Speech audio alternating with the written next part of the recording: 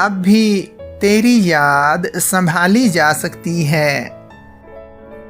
ये ख्वाहिश तो दिल में पाली जा सकती है।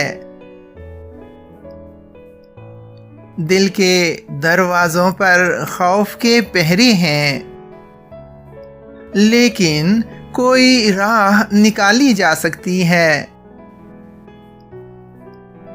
उसको नहीं इस किस्से में कोई गर्ज, मगर हाँ, शहर में दिल की बात उछाली जा सकती है।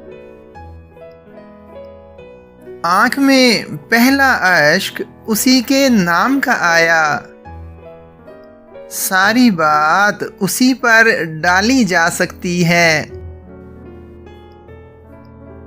तुझसे नहीं पर खुद से तो भाग ही सकता हूँ।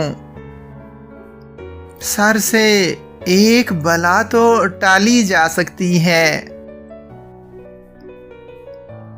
हिज्र ज़दों का एक सहारा है तो यही है।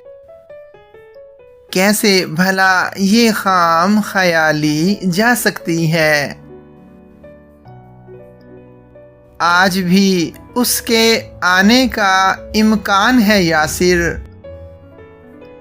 यानी आज की शाम भी खाली जा सकती है।